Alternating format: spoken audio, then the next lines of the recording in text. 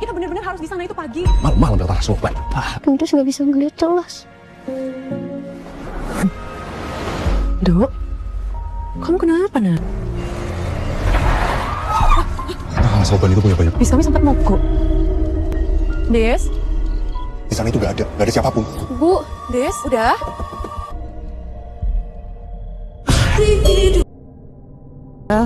Delapan, 9.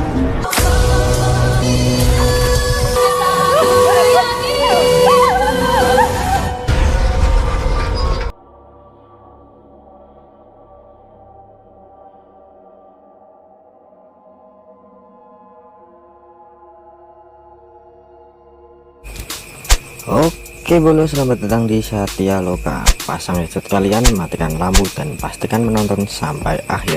Ya, ini bukan sekedar cerita, karena ini adalah awal dari sebuah kesuksesan besar bagi kalian yang menonton video ini. Amin.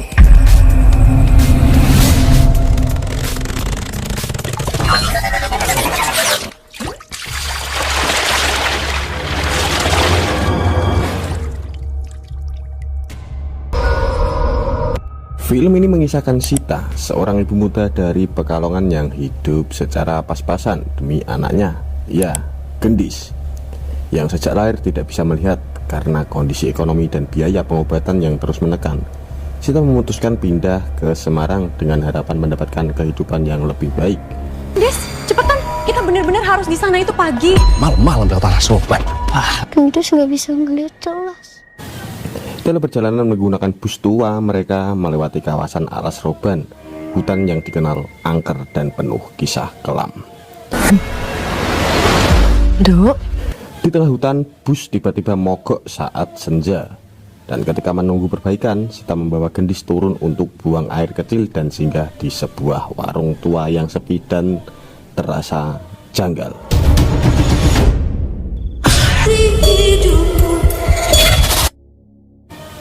Setelah itu perjalanan dilanjutkan hingga mereka tiba di Semarang tanpa menyadari bahwa sesuatu dari Alas Roban ikut bersama mereka. Awalnya kehidupan di kos berjalan normal, namun perlahan perubahan aneh terjadi pada Gendis. Ia sering terdiam, mendengar suara yang tidak didengar orang lain, dan menggambarkan simbol-simbol aneh dan mengalami gangguan saat tidur pada malam hari. Gendis mulai berbicara dengan suara-suara asing dan mengalami kesurupan yang semakin parah dari hari ke hari. Di sini Sita mencoba mencari bantuan medis, tetapi dokter menyebutkan gangguan psikologis dan pengobatan tidak dapat membawa hasil. Kondisi Gendis justru semakin memburuk. Teror tidak hanya terjadi pada malam hari, tetapi juga siang hari.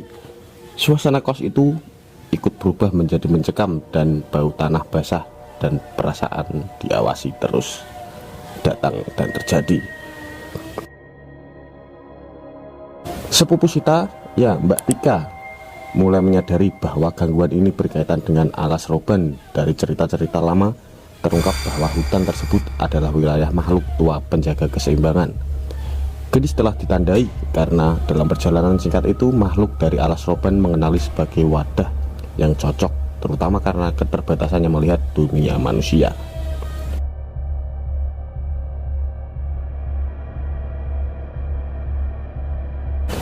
Sita akhirnya menyadari bahwa kepindahan ke Semarang bukanlah awal hidup baru, melainkan awal dari mimpi buruk. Dan teror terus meningkat, kesurupan semakin sering, dan bisikan dari Alas Roban terus memanggil Gendis. Pulang, waktu mereka semakin dekat. Sementara Sita harus menghadapi kenyataan pahit bahwa keputusan yang ia ambil demi bertahan hidup justru membawa anaknya ke dalam kegelapan yang jauh dan lebih berbahaya. Di sini Anto membawa Sita dan Tika menelusuri jejak lama tentang Alas Roban. Dari cerita para orang tua desa, mereka mengetahui sosok Dewi Raras, penguasa kuno hutan tersebut.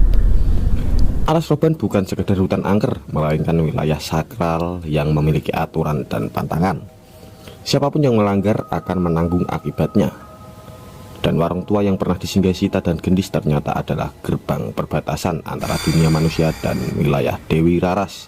Sejak saat itu, Gendis telah ditandai sebagai persembahan dan kondisinya semakin parah karena ritual lama yang dulu menjaga keseimbangan alas roban telah ditinggalkan.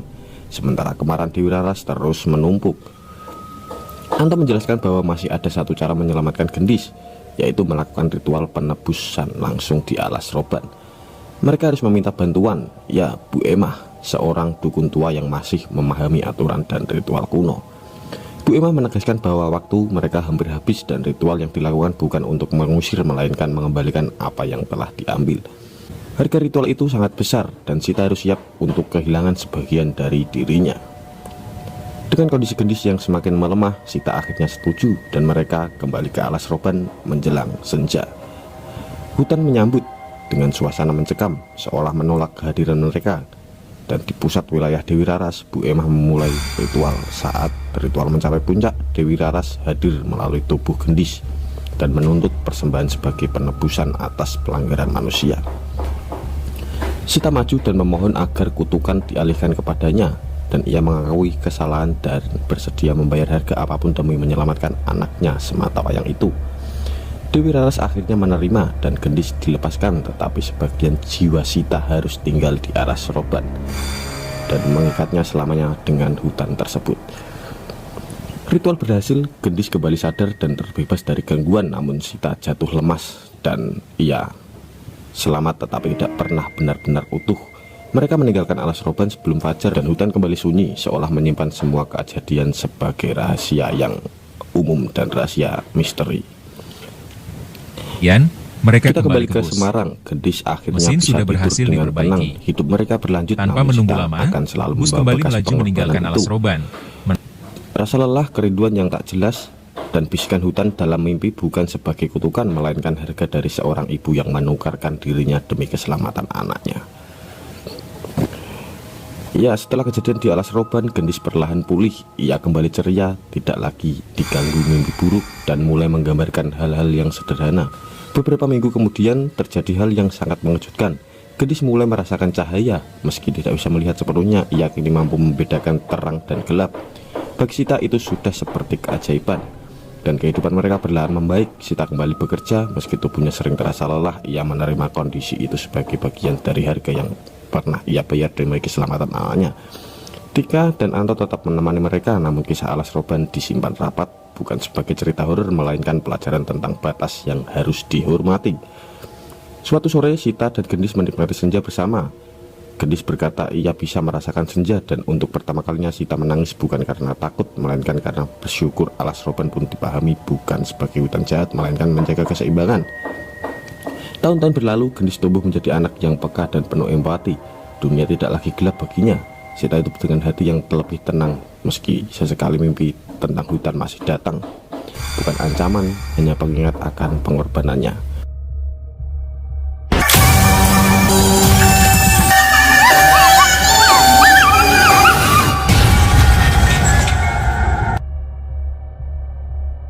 Alas roban tetap berdiri tenang, dan jalan Pantura terus ramai dilalui, dan sesekali merasakan perasaan aneh saat melewatinya.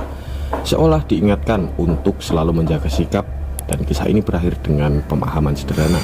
Dunia manusia dan dunia tak kasat mata berdampingan, dipisahkan oleh batas tipis yang harus saling menghormati, dan cinta seorang ibu mampu menebus batas apapun.